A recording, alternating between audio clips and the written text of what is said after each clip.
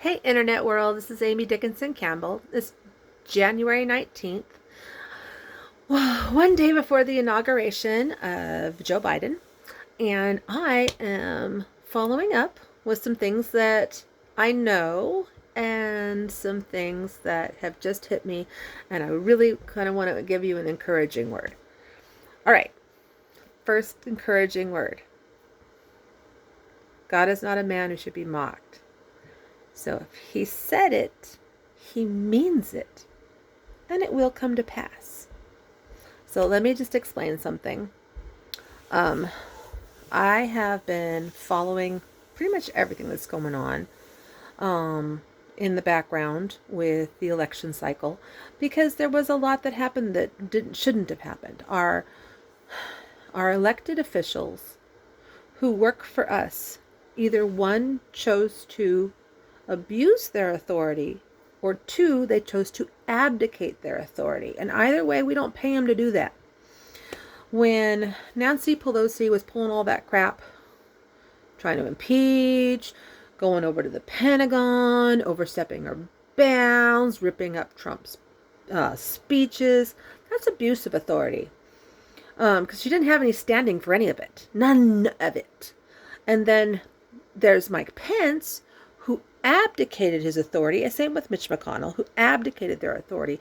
And so did the Supreme Court. When these cases are coming to them, they needed to look at the evidence. Because it's not about Trump. It's not about Biden.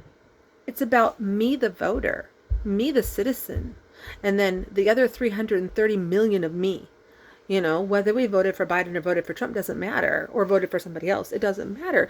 If they're stealing elections, if they're interfering with elections, which there is concrete evidence of, it needs to be reviewed.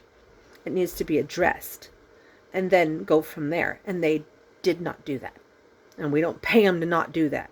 We don't pay them to not do that. We pay them to do their job, and they're not doing their job. So frankly, they should give us money, pay us back for what they're not doing.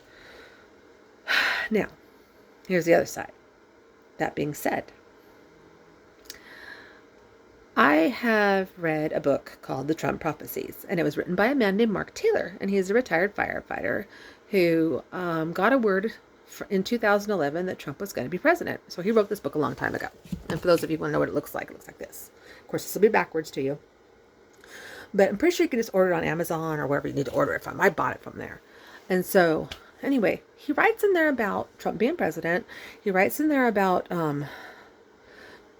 time is up for those who are corrupt. And he writes in there about a president will be stripped of their presidency, and that there's going to be 5 judges replaced and all this sort of stuff. And there's no reason to think he's wrong, because, like I said, the Bible is pretty clear about in the last days. And if you have any doubts about we're in the last days, just look at how crazy everyone's acting, and that should just kind of clarify for you. Go read the book of Daniel, go read the book of Ezekiel, go check out Revelation, go read some of the minor prophets. You're going to see, like, okay, yeah, people here are a little bit crazy. So anyway, in there it says that the men and the women are have dreams and visions and prophecies, so there, and of course, not everything that people will talk about comes from God. But when someone gets a word in 2011, and then the guy hasn't even said he was ever going to run for president. He said people would ask him and ask him and ask him since the 80s, and he'd be like, no, probably not. I mean, if I had to, I wouldn't rule it out, but no. So in 2011, he gets a word that this man will be. Well, then I think we should listen to what that man has to say, because God's truly talking to him, because he actually did run and did win against all odds. So now, when he said that there was going to be one stripped of the presidency, I was thinking, well, that'd be Obama, because he wasn't legitimate president. At one point in his youth, when he was in college, he was working off of foreign student aid, because he told everybody that he was a foreign student. So why would he tell everybody he's a foreign student if he was born in the United States, unless he's a freaking liar? Or he wasn't born in the United States and he was telling the truth then. So either way, which Obama do we believe? Because one way or the other, he's scamming the system. So we're like, it'd be Obama gets stripped of his presidency because the boy was a fool and a liar. Well, maybe it won't be him. Maybe it'll be Biden.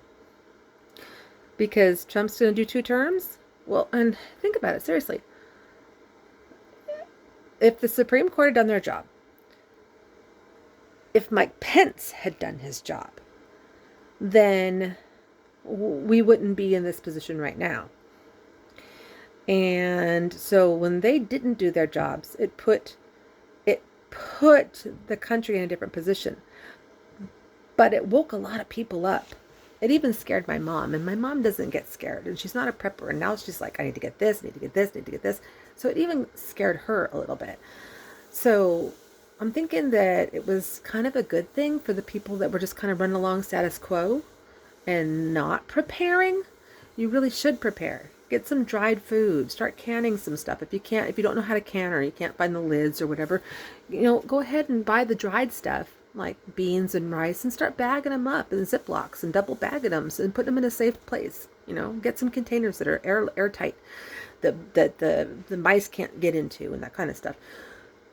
And start saving some things. Put some stuff aside because it's going to get worse before it gets better. But anyway, back to Trump. He needed a break.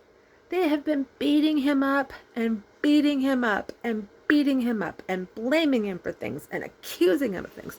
I mean, let's just go back when they accused him to, letting that prostitute woman in Russia, who he hadn't even really been to Russia, and let some prostitute pee on him. The guy's a germaphobe. Oh my God.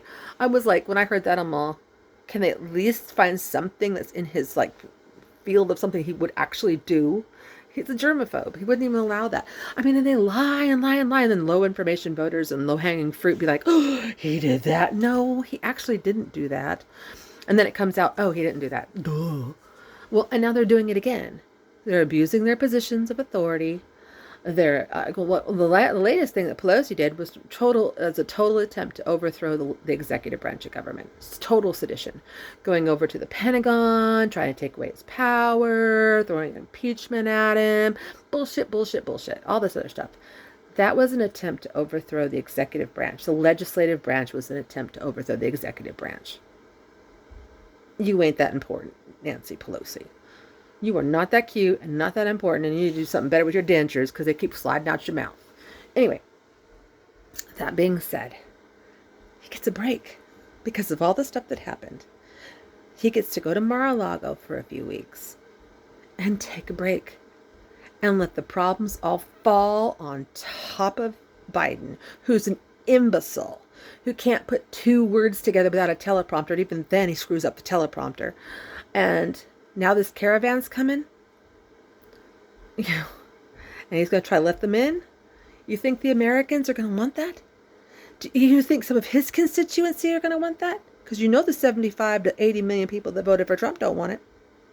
So, and there's probably another 40 or 50 million that voted for Biden that don't want it either. So anyway, this is going to get really good because you Democrats, it's going to be all on you. Little Chucky Schumer, little Nancy Pelosi, little Jerry Nadler, little Shifty Shift, it's all gonna be on you. And they ain't nobody to blame. Orange Man had nothing to do with it. He tried to put a wall up, y'all, and he actually got a lot of wall up. So then maybe you guys will really see that Trump isn't the bad guy. And so when he ends up back in there, when these cases in the Supreme Court get looked at, and God's timing is never wrong, and he ends up back in the White House because God's not a man who will be mocked. You guys will be ready for him. And you might listen to him. And then maybe we can turn this whole thing around. All right. Love you guys. Rest in this. Prepare. Don't be afraid. Don't get the vaccine unless you absolutely think you need it. Because trust me, first off, just on the vaccine thing, it's like getting the flu vaccine. Every year the flu is different. Every single year. So every time they give you a flu vaccine, it'll be the wrong strain. Every time. Well, welcome to coronavirus world. It mutated. So you go get that vaccine, which is totally not even vetted. They haven't even put it through trials. You are the trial if you get it. And it'll be the wrong strain because it's already mutated 4 times. So, that's just on that. But secondly, there's just so much information out there where people have gotten it. And now, if they're not dead, there's something really wrong. So I'd be like, no thanks, I'll pass. I don't need it because my body, I'm in that 97% that could probably do just fine and come out of it. So yeah, I'm good. Just be diligent and be safe and be healthy and wash your freaking hands and stuff. All right, it'll be no problem. But anyway, I love you guys. Be safe out there. Rest in Jesus. Get to know Jesus. The time on this planet is getting shorter and shorter and shorter. Love you.